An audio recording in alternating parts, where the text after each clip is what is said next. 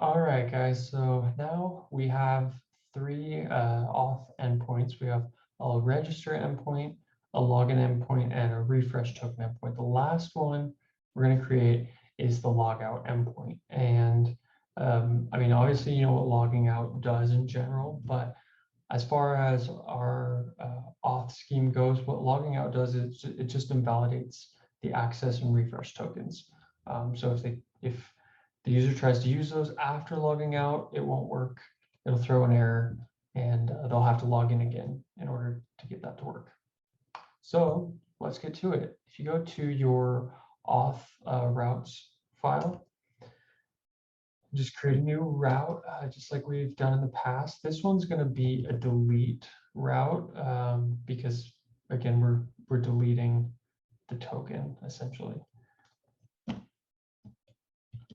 It's going to the path is just going to be log out.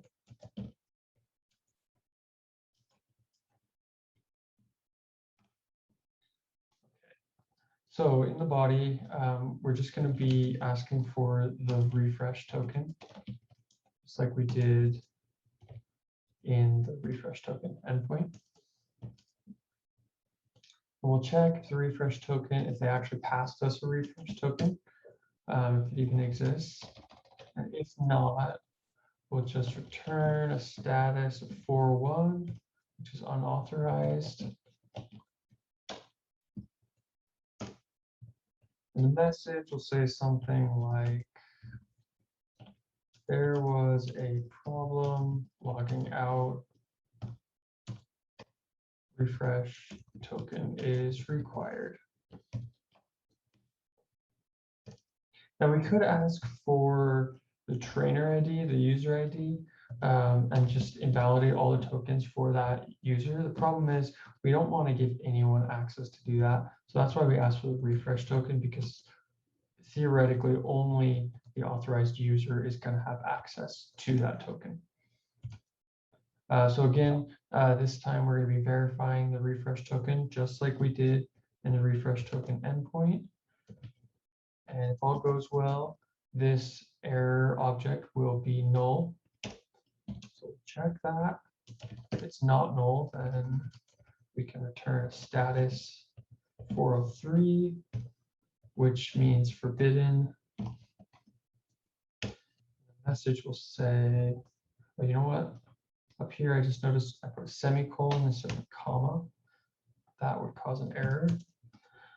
So here the message will be, there was a problem logging out, and that 403 should tell them what they need to know if they're authorized normally. So then we're going to find the token, and again, we're not going to await this. Inside that, we'll do where trainer ID equals trainer ID.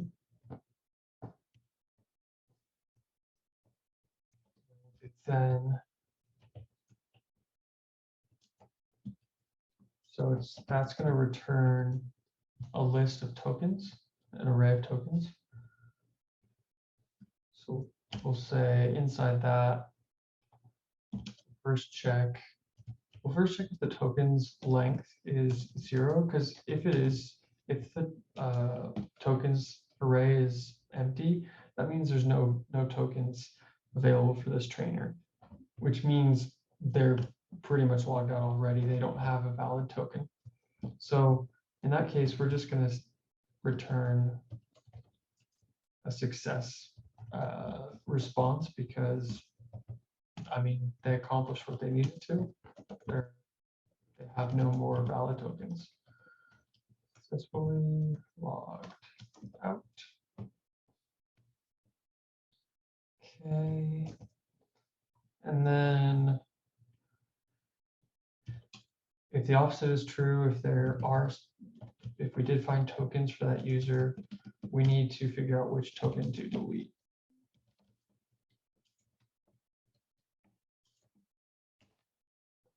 So if wait. Now you could optionally just invalidate all the tokens if you wanted to. But I'm just gonna invalidate the one that matches the refresh token that they passed in. So here we're just going to be comparing the refresh token that's in the database versus theirs, that are the one that they gave us. And if we find it, we'll set the token to delete, which we declared up here, to that token. And then we'll break out of the loop because we don't need to keep looking for it. We already found it. And then again, we'll check if that token to delete was ever set, because it's possible that this loop ran all the way through and never found anything. And if that's the case, again, that's a success, just like above.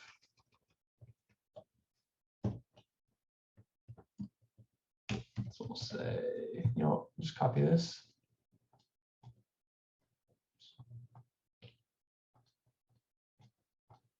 And there we go. Okay, if we get past all that and we still, well, we found the token, we're going to delete it. Now in SQLize language, destroy means delete. And again, since we have paranoid set to true, it's not actually going to delete the record. It's just going to set the deleted date.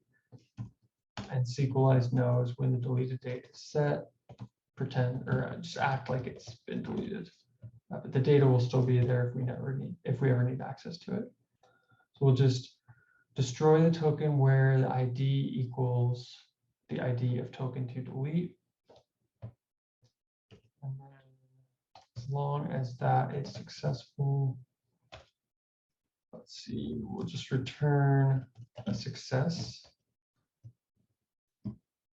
Again, we can just copy this. It's the same thing over and over again.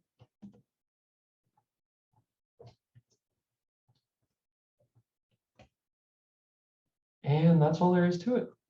I'm going to say let's put a try catch around this SQLize call, because that SQLize calls can be prone to errors.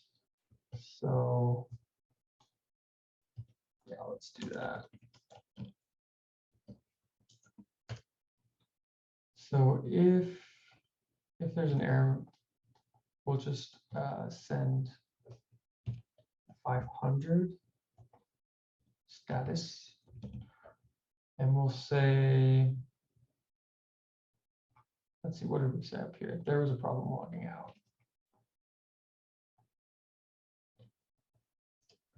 Put the error in there, and that should be good. So I think let's go ahead and test that. Let's log in first, and then we'll try to log out. We'll see what happens. So make sure your file's saved and run node app.js in terminal or command prompt. Okay. Now I'm going to duplicate this one, change this to log out, change the method to delete. Make sure my refresh token is in the body. And I'm just going to make sure I grab the latest one. Okay.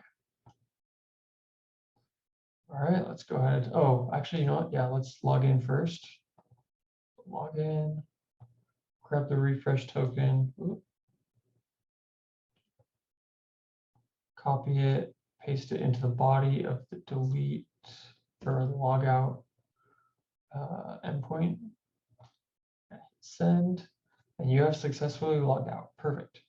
Now there's no way for us to know exactly which message we accessed here, because as you can see, you successfully logged out, appears 3 times, but it doesn't really matter.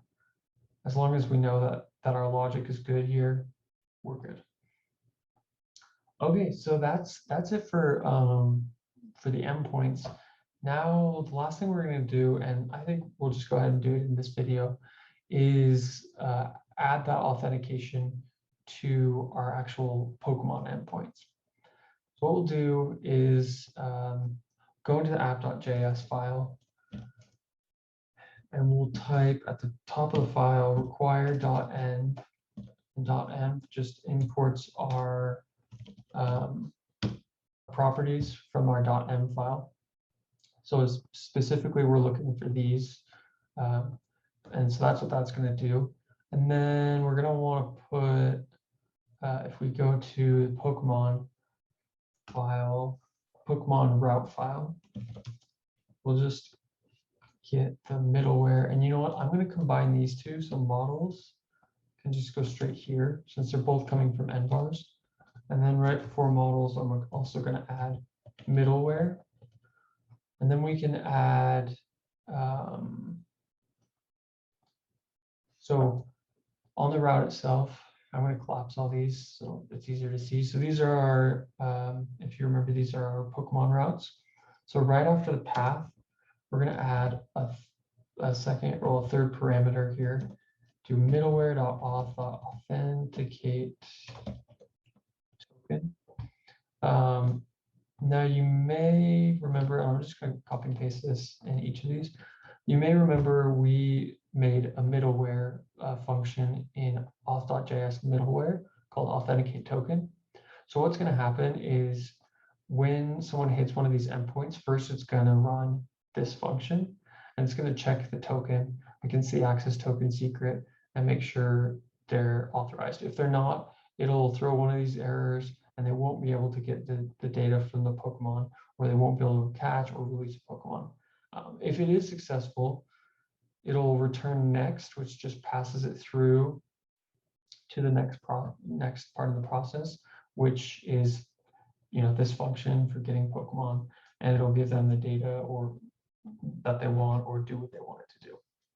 So that's how we actually authenticate.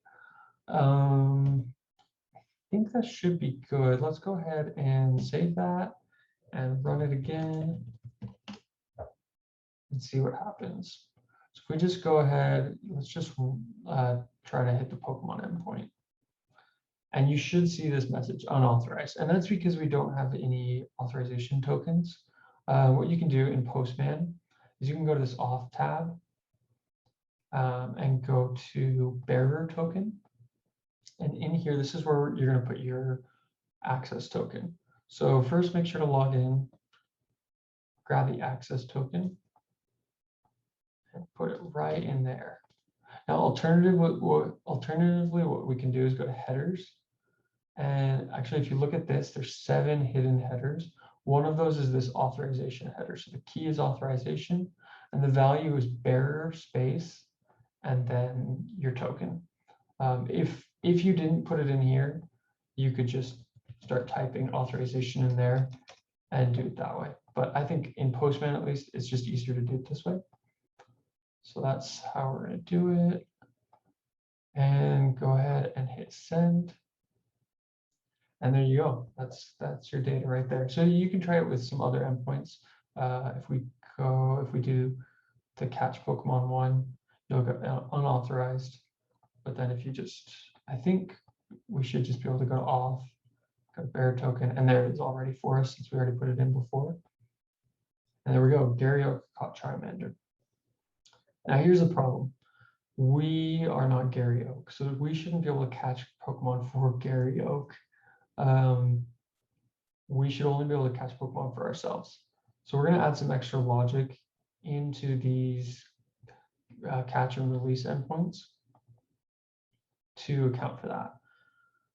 So let's see, if we go over to our middleware auth function, if you look here, once we authenticate it, we're setting this this property on the request object.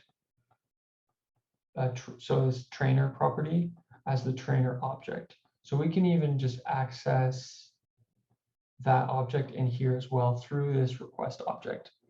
So what we'll do, I think what we'll do is we'll just get rid of this trainer ID param because there's no point in passing that in. The only trainer we're concerned about is the one that's logged in. So in this, we'll just type rec.trainer.id. So anytime you see trainer ID, just type rec.trainer.id. And this one, you'll notice this is actually a key and this is the value. So we had to keep this and the value is just rec.trainer.id. Let's just see if we have any others. Okay, yeah, we got this. You know what? An easier thing to do, keep trainer ID the way it was, and just set, I'm gonna do it at the top. Set trainer ID to equal rec.trainer.id. Something you can do also is put this question mark right here. What that's going to do is if trainer is null, then trainer ID is going to be null. And then what we also want to do in that case is we're going to want to check and make sure trainer ID exists. If it doesn't, we're going to send a response. We'll do, I think we'll do 404, not found. We'll say trainer not found. And that should cover it. That way there's no other trainer they can possibly catch Pokemon for. So let's just basically replicate that same thing in the release endpoint. So delete trainer ID from here, right here. We'll check, make sure trainer ID, oh, sorry, this should be if not trainer ID. So yeah, we'll check, make sure trainer ID is set. If it's not, throw an error. And, oh yeah, and then we'll remove trainer ID from the path. Okay, so let's try that. Let's go here. We'll have to remove trainer ID from the path there and from the release one. And if we go to params, so now if we send this, it should say our name. So for me, it'll say map caught Charmander. And that didn't work. Okay. Oh, sorry. I didn't restart my server. So let's just make sure I saved the file. Yep. And restart the server. Now let's do it. Map caught Charmander. Perfect. Now if I go here, I'm gonna have to make sure the auth is set to my token. And I'll say Matt released Charmander by Charmander. Perfect. So it's working the way we need it to. Now let's go ahead and log out and we'll see what happens if our token should be invalidated at that point. If it isn't, we did something wrong. Okay, so we did something wrong. Clearly, I did something wrong because we shouldn't be able to access this endpoint after we log out. Once we log out, our access token should be invalid. So let's go ahead and debug that. Okay, so after researching it a little bit, I figured out what the problem was. First of all, like I said, we shouldn't be able to access this endpoint once we log out. Our access token should be invalidated. That is actually incorrect. We're not invalidating the access token when we log out, we're invalidating the refresh token. So the access token will continue being valid for up to 30 minutes because that's the time we set for it to expire. So it's really, it's up to the client to stop using that access token, to delete it. But what our job is to make sure they can't refresh their token. And after doing a little bit of debugging, it looks like they're able to, given how we've programmed it. So we're just going to make a couple changes to the logout endpoint. So if you go to the logout endpoint and go to the part where we loop through these tokens, instead of breaking when we found one, we're going to try and find all of them and delete all of those tokens. So what we'll have to do is this variable right here, token to delete, we're going to change that to be an array. And let's just make it a const because we don't have to change it. And then here where we're setting the token to delete, change that to tokens to delete. And rather than equals, we're going to push the token into that array. And then we're going to remove this break statement because we want it to keep looking. Here with token to delete, we're going to change the check to check if length is 0. And then down here, what we're going to do is change it to tokens.delete or tokens to delete dot map. We'll do token, and we'll just get the token ID. So essentially what we're saying is where token or where ID is equal to or is in an array of IDs. So this is essentially this map function is extracting the IDs of each of the tokens in this array and creating a new array with each of those IDs. And SQLize is smart enough to know that if this value is an array, we want it to check to make sure if the ID is in that array. So that's gonna destroy, that's gonna delete all of our tokens. And so we won't be able to refresh anymore. So let's try running that. Make sure to save it. Oops. Node app.js. And so first things first, let's log in. Okay, so grab the access token. Let's put that in here for the Pokemon endpoint. We'll send it. Great, we get all the information we need. Let's take the refresh token, put that in the body of the refresh token endpoint, and let's put it in the body of the logout endpoint. So in refresh token, yeah, let's just go ahead and refresh that. So it looks like it worked. So we'll grab that new access token and put it back in our Pokemon endpoint. Hit send. It works great. You'll notice the refresh token stayed the same. And that's how we programmed it. Now let's log out. So you've successfully logged out. Perfect. This should invalidate all of our refresh tokens, which we should only have one, but we might have multiple. Now, if we go back to the Pokemon endpoint and hit send, we're still able to access it. Our access token is still valid.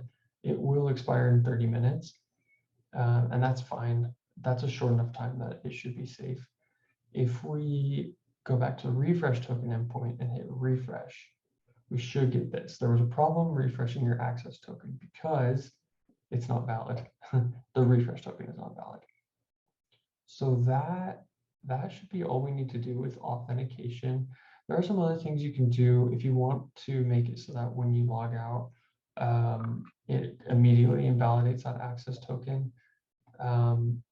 You can look up online. One of the things I saw when I was reading was to create a local cache, in-memory cache of all the access tokens that have been invalidated. And then in your middleware, you check to see if that token is in that cache. And if it is, you'd return a forbidden status or something like that. But we're not going to do that for simplicity's sake. I think what we have is good enough. So yeah, that's it for authentication.